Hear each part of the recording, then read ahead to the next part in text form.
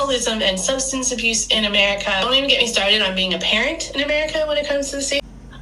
Wow, she has a lot to say. She has a lot to say, and I think I would love to experience this too. I think I should just go to UK to experience this because You don't feel 100% comfortable ever in the United States. However, really, you don't feel taken care of in the United States. members You can even get around in the UK without a car. Like people literally complain about driving in the UK. Wow, those people are living in 2050. Oh.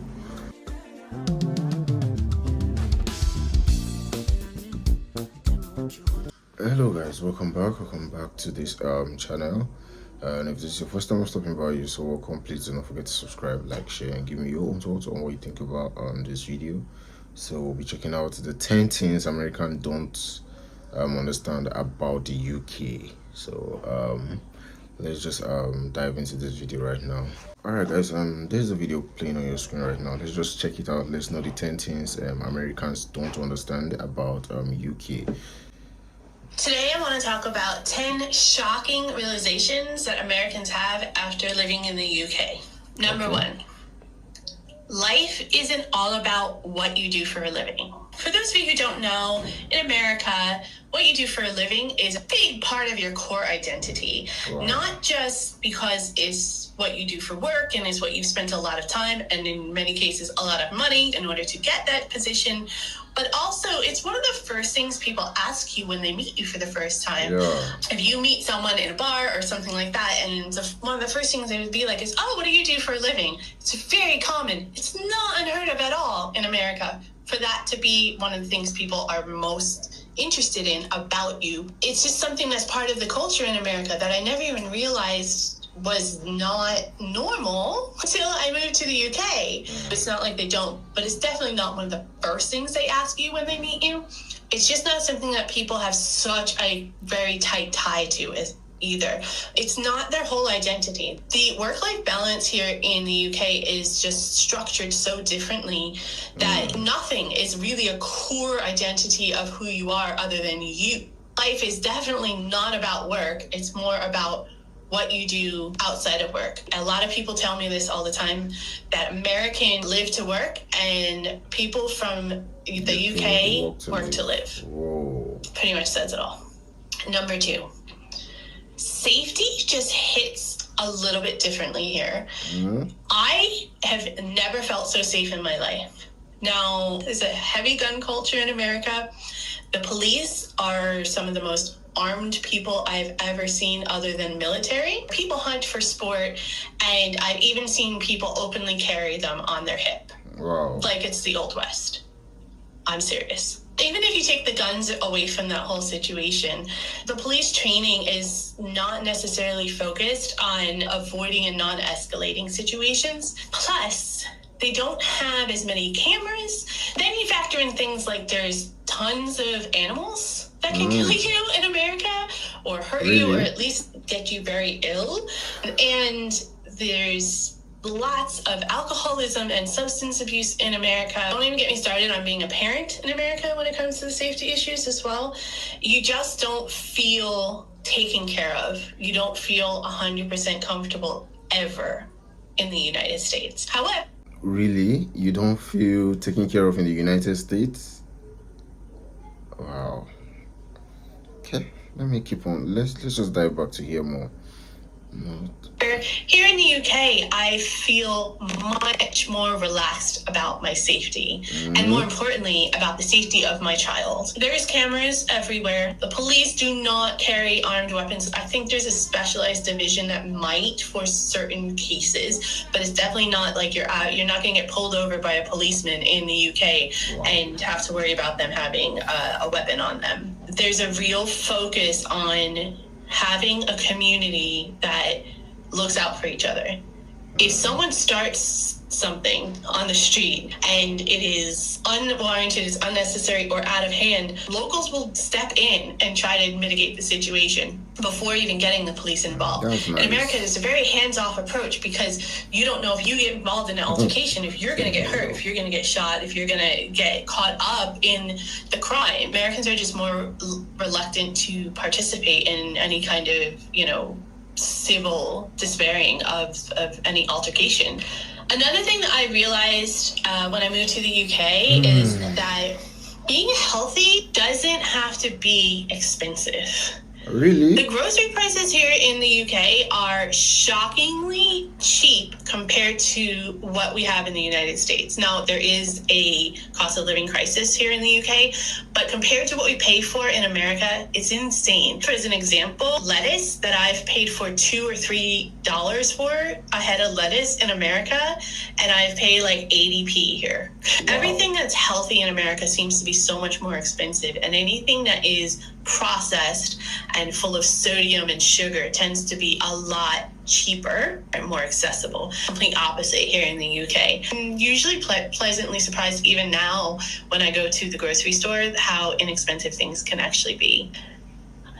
Wow, she has a lot to say. She has a lot to say, and I think I would love to experience this too. I think I should just go to UK to experience this because wow, she's just in the 12 teens now. Like she has 10 things to say. Like pick out that are good in the UK and Americans do not understand though. So let's just dive up to this video.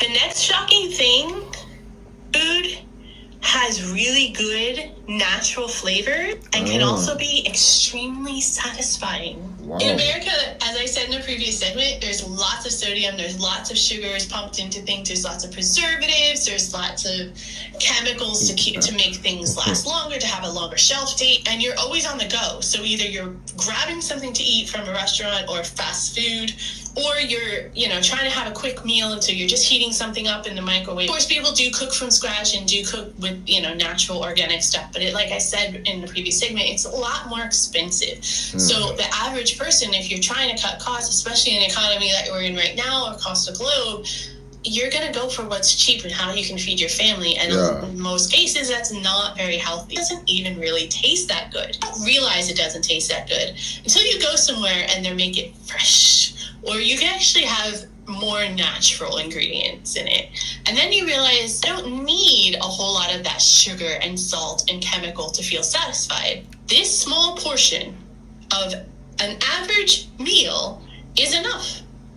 I just need this portion of good, fresh prepared food that has natural flavors. It's good pairings with all of the spices and everything that you use, and I can just enjoy it and be satisfied and not feel completely gross 5 minutes later. This next one is something that I sort of brag about all the time, even to British people. I didn't realize growing up in America that driving could be optional. It can be a little bit awkward for British people sometimes, depending on your location. Because I know if you're taking the train, sometimes you have to go to a hub in order to get to another area of the UK or something like that. So it is a little bit involved, can take a long time as well. So people opt to drive. But I have literally heard people do nothing but complain about driving here. I personally loved driving in America. I couldn't wait to get my license. I drove everywhere I could when I first got my license, and the novelty kind of died off. I grew up on road trips. So road trips and being able to just get in your car and drive, that convenience and that freedom is something that I really thrived for and really appreciated. Even when I worked from home and I didn't have any commute at all, I so very much appreciated just having my car sitting in the driveway. So if I wanted to go do something, I could just hop in the car and go. When I came to the UK, I was a little bit daunted, and I still get extremely stressed when I drive here, and it's not that often. I'm still learning. I love the fact that I can just hop on a train or a bus and get where I need to go. It's just not even available unless you're in big cities in the US, and a lot of the big cities don't even have public transit that expands the entire city. Anyway, the fact that you can actually get around without a car and without having to drive and not be isolated in any way is absolutely incredible, and I'm still flabbergasted about that. You can even get around in the UK without a car. Like, people literally complain about driving in the UK. Wow. Those people are living in 2050. Oh. I think they're living in 2050. Like, you could actually get around there without a car. Wow. This is such an experience. That being able to speak English plus other languages is not as rare as Americans think it is. It's not that Americans don't have interactions with people who speak different languages. Usually, a lot of our immigrant culture is very centralized in a specific area that is relevant to the port that's closest to where they're coming from. So as an example, I grew up in New Jersey. There's a very heavy Indian culture and Latin American culture. So the native languages that came along with those cultures are the ones that I'm most used to. It's not that I didn't know there were other people that spoke different languages in the world or anything like that. It's just that it seemed more abstract and rare to me because those are the only ones that I was really exposed to throughout my lifetime. Moving to UK, I kind of had a little bit of a preconceived notion that the majority of people here will just speak English. Yeah. And I think that some of that assumption kind of drew on the history of the UK empire and thinking that they just had that influence. So everybody just spoke English that was associated with the UK. But it's not like that. I mean, there's people even within the UK that speak different languages, Scottish, Welsh, and there's people that speak Irish. Wow. It might be Celtic. Not to mention the amount of people that are from Europe, that are from India and the Middle East. It really is a hub of culture here in England, especially around London. I think it's really amazing. I have a lot of conversations with people about language and what things are referred to in all these different lands. It's a really amazing opportunity for anybody that can be exposed to those things. But I have to admit, I wasn't exposed to them in America as much as you would think would, being the melting pot of the world. So another shocking thing for me is that higher education and good education in general seems more attainable than anything that I saw in America. Really? Just the cost of higher education between the two is astoundingly different. Wow. But it also seems like it's something that is more just specialized to the individual rather than, you're done with high school, you should go to college now. You're done with your bachelor's degree, make sure you get a master's, you won't get a good job. And then you're like almost 30 before you start actually a real job and working. It's crazy. Here, there's a lot more people that are pushed into trade. They go to local colleges or smaller universities. Also, just the main education that you get in school through the UK school system as compared to what they're exposed to in the United States.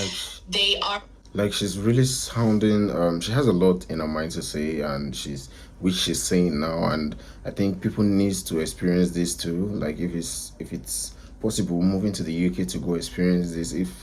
Because the way she's talking now, it seems life is easier and better there in the UK than America. Are exposed to learning different languages. They're exposed to a lot of different arts as well.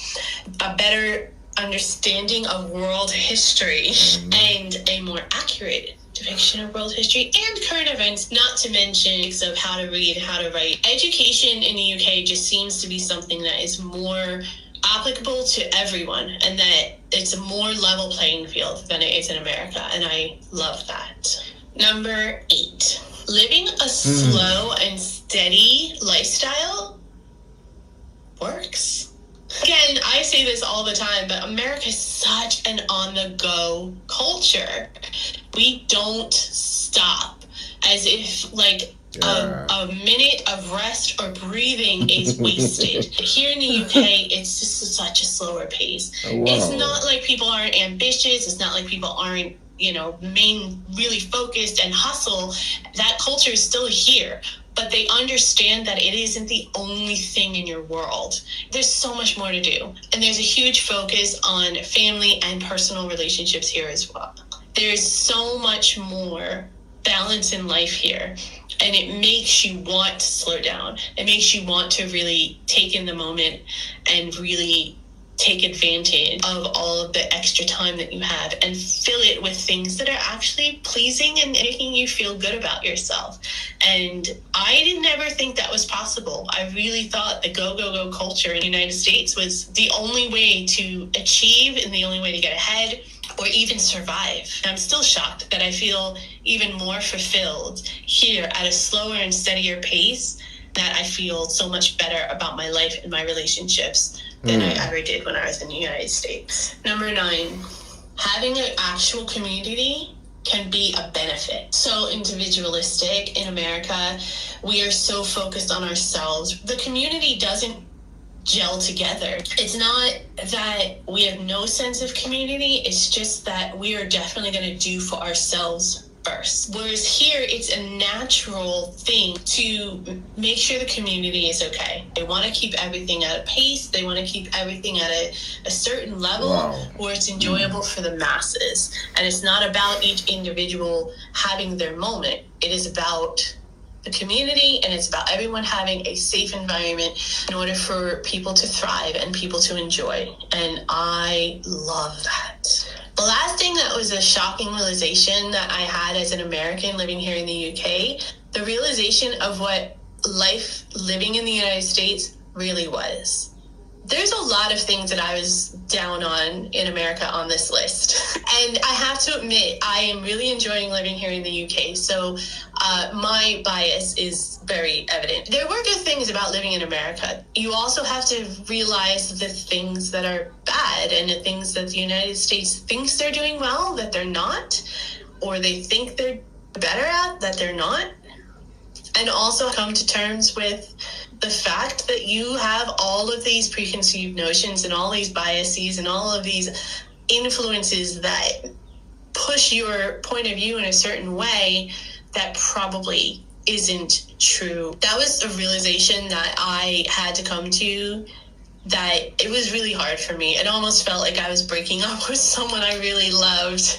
It was pretty devastating, and I had to go through a slight mourning period about it. And there are even times now where I'm like, wow, America really messed me up.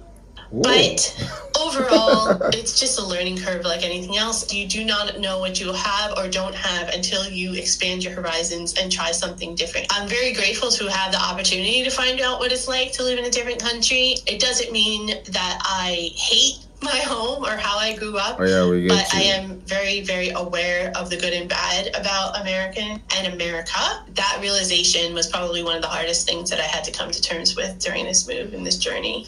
There you have it, guys. 10 shocking realizations American. Great thing, she has good experiences about UK. Wow. I think it's not good to judge Georgia. We need to go out and see different countries. So much love this video I came across and reacted to. So guys, give me your own thoughts on what you think about this video. Like, share, subscribe. I need your thoughts. I need what you think about it. And bye for now. I'll see you in the next video.